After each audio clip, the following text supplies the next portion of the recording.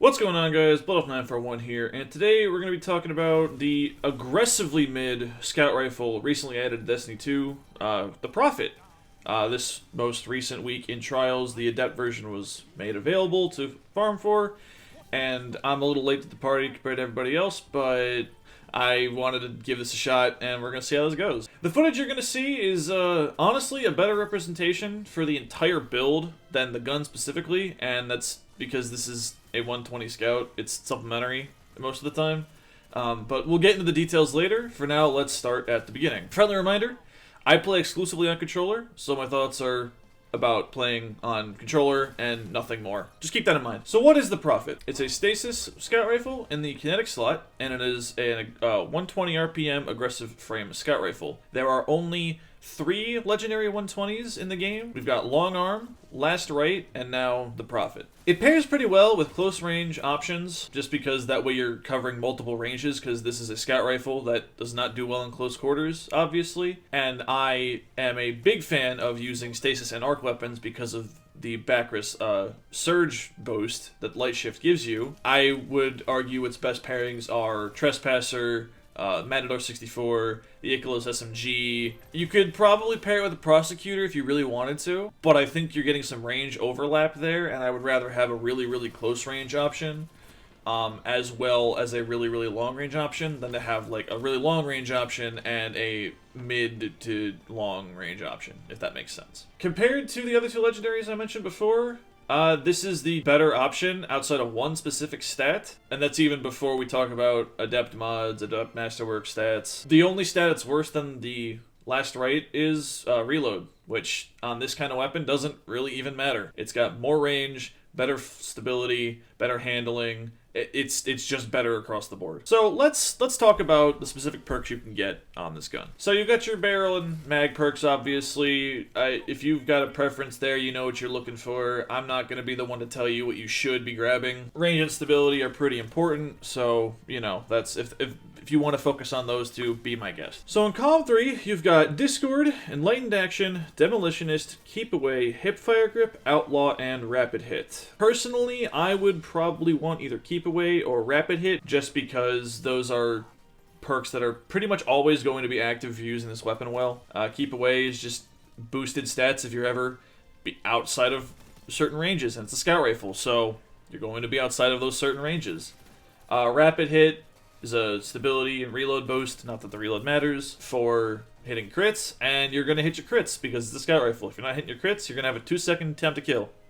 And that shit sucks, so Rapid Hit's a really good option there. Demolitionist is fine if you're looking to do some heavy grenade stuff. Outlaw, I think, is throwing because you don't need the reload speed. Enlightened Action, I mean, I guess, but a handling boost is nothing for this weapon, really. Especially if you can get, like, One Quiet Moment or Alacrity, which, granted, you're in 6s, you're probably not going to be using Alacrity all that much. If you can get other handling boosts, it's fine, and this gun's handling isn't that bad to begin with. Not that big of a deal. Discord, as it's a primary weapon, I don't see Discord mattering. The funny role is Hipfire Grip and Offhand Strike in column 4, but we'll talk about why there's a problem with that later. In column 4, you've got Cascade Point, Explosive Payload, Golden Tricorn, Headstone, Offhand Strike, Kill Clip, and Precision Instrument. Okay, so you can make an argument for almost all of these. I think the best option by far is Kill Clip. If you want to do a more utility stasis build, you can do Headstone. I think Tricorn is bad, specifically on stasis builds, because stasis abilities are for utility, they're for controlling objectives, they're for getting you the kill, not killing outright. So I think Golden Tricorn is just the worst option here. Precision Instrument arguably doesn't matter, so maybe that is the worst option. Cascade Point might be interesting. I don't know what this weapon feels.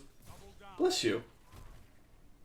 My cat just sneezed. Cascade Point might be interesting. I don't know what this weapon feels like with Cascade Point active, because I haven't gotten one with it, and maybe it's melting people. But with how much bloom this weapon has, I think increasing the rate of fire might honestly be bad. And at least the hipfire bloom.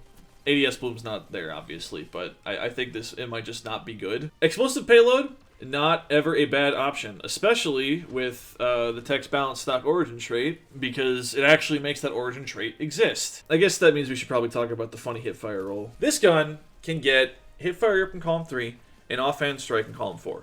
Now, Those pair well together because they're just purely hip fire options, right? Like, shoot from the hip. You could then also think, okay, so let's put on text balance stock, and then we'll start doing ADS stuff afterwards, and the gun will turn into a monster. Text balance stock doesn't exist outside of PvE, unless you have explosive payload, because it requires 4 hip fire hits.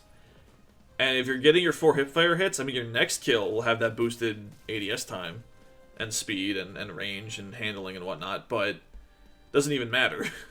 Because if you took 4 shots, all hip fire to kill somebody, you're probably going to die. It also only lasts for 4 seconds.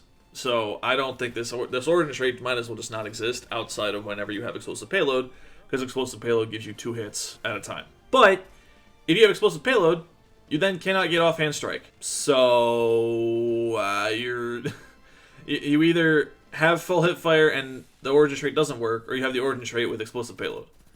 Which is probably just better anyway, because the extra flinch and your damage fall off isn't as affected, so that's fine. I don't know, it's a little weird. It's awkward. It feels awkward to try to make anything like that work, because you could like go, okay, I want to play into a certain like playstyle, right? But it's clunky. And that leaves kill clip, which is the de facto best option because the reload speed on this gun is nil. You can 2-tap with kill clip and light shift, or any equivalent surge mod active, and that shit hits really funny. It like hits for 120. Like if you look here, I'm getting 121 on Bunghole. Great name, by the way. Fantastic name. Now I didn't kill him because I'm bad, but that's a 2-tap. Especially like even with the new Resil stuff, that's a 2-tap, right? So I think your best roll is most likely keep away, kill clip, rapid hit, kill clip. Demolitionist kill clip is the one that I have, like I said. I don't feel Demolitionist all that much, but it might be doing me some work. So the biggest problem that this gun has, unfortunately, is that it's competing directly with DMT. Which, I know, it's an exotic, right? So technically, it's not using the single exotic slot resource. So there is an argument to be made there. So if you're really attached to an exotic in a different weapon slot, then absolutely. But DMT just feels better, has a free damage perk, it's craftable, and it's just infinitely more consistent. There are times where you're going to shoot a motherfucker and they're not going to take enough damage to die and they're going to get away because it's a 120 scout rifle. It's a scout rifle, like, right? Like, DMT is better at close range. DMT is just better all around. It's an exotic, so it probably should be better because you're requiring more of an investment. Like, so many times, you'll start the ball rolling. Like, I will start the ball rolling with a kill clip proc, and I'll dash, and then I will just be too low to keep fighting, so I can't get the 2-tap. I'll be able to get 1 shot off, but the second shot won't be able to come because I'll be dead.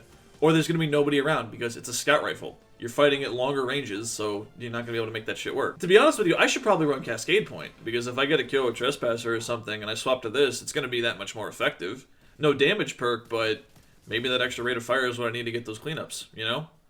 I should actually have looked into that now that I think about it. Wow, this is... I just thought of that now. This isn't on the script. Like... Wow, I'm smart. I spent like 8 hours trying to get good clips, and this is the best I could get. A better player could probably do more, but this gun is just not popping off in the same way that I can make other weapons pop off. So, like I said, it's a scout rifle. They're not turbo, aggressive, and really, really fun weapons. You're watching a lane, or defending a point, or holding a choke point, right? Or switching to a longer range option because you're outside of the effective range of your fun weapon that you want to use, right? That's what you're using a scout rifle for. In conclusion, I will probably enjoy using this weapon sparingly for like a very specific experience, or as a longer range option when using an energy exotic with Stasis Hunter. Outside of that, it's fine. There are better options, but it's not like you're not throwing if you're using this. If you can make this, if you can hit your shots, it's gonna do enough work to be passable, and that's all that really matters. But it requires a good pairing, and you need to utilize your entire build. This gun alone is not going to win you the game. Aggressively mid. Oh, but what do you guys think? Maybe I'm sleeping on a certain perk combination. Maybe I'm not letting something do the work for me. Maybe I'm missing a part of a build that would be really, really useful. Or maybe you think I'm right and this gun is aggressively mid. Let me know in the comments down below what you're thinking. Thank you for watching. Have a wonderful day.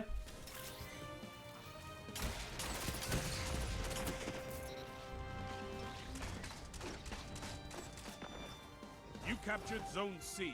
You have zone advantage.